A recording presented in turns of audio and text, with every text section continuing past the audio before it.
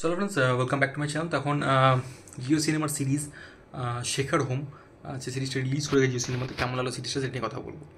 তো এটা BBC India produce করেছে তারা মেকার্স, এবং যে শার্লক হোমস খুব পপুলার একটা ক্যারেক্টার, এবং সেটার উপরে বেস করে আর্থার কনান ডয়েলের যে বই সেটার উপর বেস করে এই শেখার হোমস সিরিজটাকে নির্মাণ করা হয়েছে। এবং এই সিরিজের মুখ্য চরিত্রে রয়েছে কে কে মেনন, বীর স্বরে, এবং আরও অভিনেত্রীরা রয়েছেন, কীর্তি কুলহারি, আমাদের আরও রয়েছেন শ্রুতি দাস রয়েছেন, এবং আরও অনেকে রয়েছেন।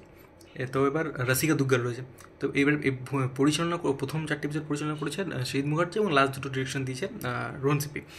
এবার ব্যাপারটা হচ্ছে যে এই যে সিরিজটা বানানো হয়েছে, তো এই সিরিজটা যেহেতু শার্লক হোমস অ্যাডাপ্টেশন, এবং শার্লক হোমস সের মানে পপুলারিটি প্রচণ্ড বেশি। এবার আপনি যদি শার্লক হোমসের সঙ্গে শেখার হোমসের তুলনাটা আনতে যান, তাহলে সেটা কিন্তু একটা ভুল জিনিস হবে, কারণ সেটা করা উচিত নয়।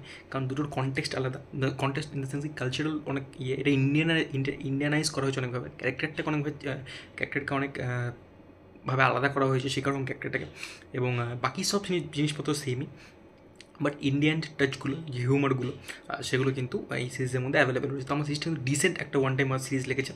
সিরিজের ভালো দিকও রয়েছে, খারাপ দিকও রয়েছে। সিরিজের গল্পটা কি, যেটা সেরকম আমরা জানি যে আমাদের কে কে মেননের ক্যারেক্টার এবং রণবীর ক্যারেক্টারটা দুজন পার্টনার হিসেবে দুজনে বিভিন্ন বিভিন্ন ক্রাইম হয়, এবং সেগুলোকে তারা সলভ করে।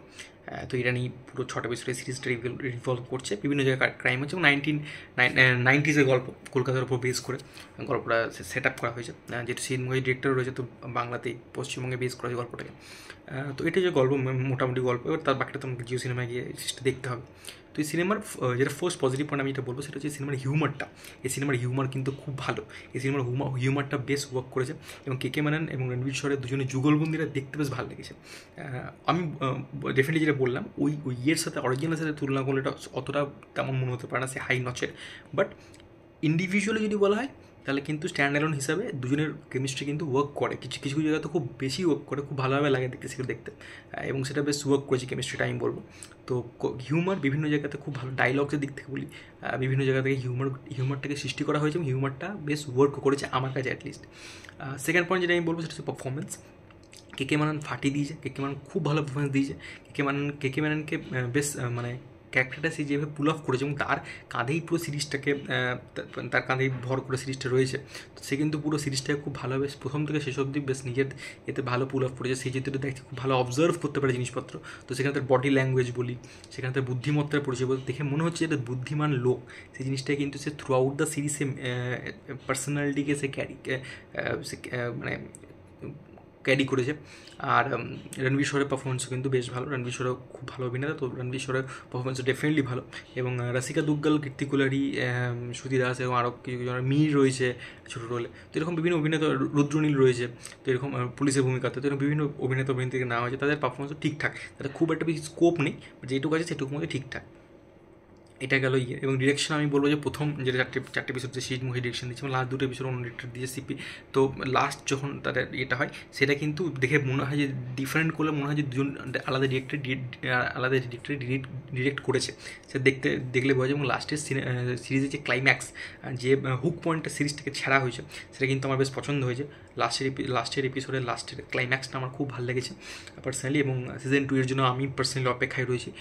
সেটা কি আমি ডেফিনেটলি দেখতে হবে সিরিজটা, আমি সেটা বলবো না, বাট ক্লাইম্যাক্সটা কিন্তু বেশ ভালো হয়েছে। ক্লাইম্যাক্সটা যেভাবে দেখানো হয়েছে, এবং ক্লাইম্যাক্সটা যেভাবে জিনিসটা ঘটেছে, যেভাবে যে নোটে সিরিজটা শেষ হয়, সেটা কিন্তু বেশ ভালো নোটে সিরিজটা শেষ হয়। এবং সিজন 2 এর জন্য আমি অন্তত মুখী থাকবো ডেফিনেটলি।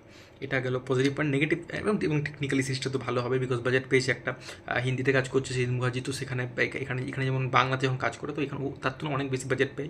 এবং হ্যাঁ, ডেফিনেটলি কর্পোরেট তো বলিউডে একটা বিশাল ইয়ে রয়েছে, সেটাকে একটু কিছু কিছু কাজ তো রেস্ট্রেন্ট করতেই হয়। বাট এমনিতে কিন্তু দেখতে গেলে বোঝা যায় বাজেট কিন্তু বেশ পাওয়া গেছে, এবং যথেষ্ট পরিমাণে সে কিন্তু সেটাকে ইউটিলাইজ করার চেষ্টা করেছে বলে আমার মনে হয়। নেগেটিভ পয়েন্ট আমি যেটা বলবো, ফার্স্ট আমি বলবো শেখার হোম নামটা খুব জঘন্য নাম লিখেছে আমার।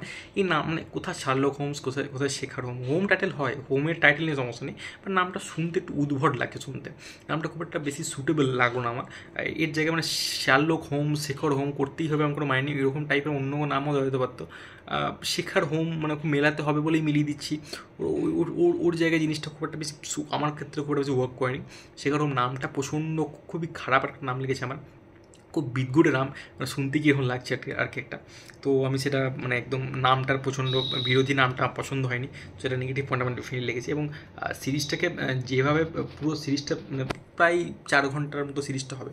তো সিরিজের মানে যেহেতু প্রথম দিক থেকে শেষ অবধি একটা বিভিন্ন ধরনের গল্প চলে, তো বিভিন্ন জিনিস না খুব কাকতালীয়ভাবে ঘটে বলে মনে হয়। রণবীর সুরের একটা প্রথম দিকে হঠাৎ করে বাড়িতে এলো এবং তারপরে সঙ্গে সঙ্গে তার সঙ্গে তার পার্টনারের কাজে ওর মানে নিযুক্ত হয়ে গেল, তার একটা এজেন্সি খুলে দিল। সেটা একটু অড লাগলো, সেটা কোনো বিল্ড আপ নেই, সেট আপ নেই। তো সেটা একটু ইয়ে। এবং আরও বিভিন্ন জায়গায় রয়েছে ক্যারেক্টার, কিছু কিছু ক্যারেক্টার, যেমন সুচিরাসের ক্যারেক্টারটা বলি আমি, বা কীর্তিকোহলির ক্যারেক্টারটি মানে একটা ক্যারেক্টারটা করার ছিল, বাট ক্যারেক্টারটাকে বেশি স্পেসই দেওয়া হয়নি।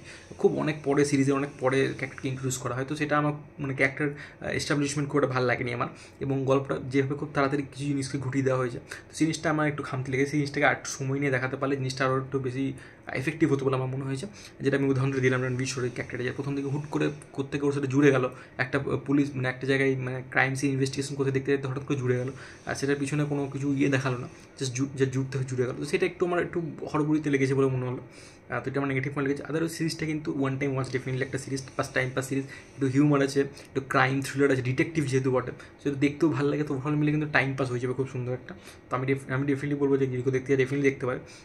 তো এটা ওভারঅল টেক শেখার হোম সিরিজটাকে নিয়ে তোমার সিরিজটাকে আমরা ডেফিনেটলি কমেন্ট করে জানতে পারো। ভিডিওটা ভালো লাগলে চ্যানেলটাকে প্লিজ সাবস্ক্রাইব করে দিও, আর আমার সাথে জুতে চাইলে ডিসক্রিপশন ইনস্টাগ্রাম লিঙ্ক দিয়ে জুড়তে পারো। Take care, good by.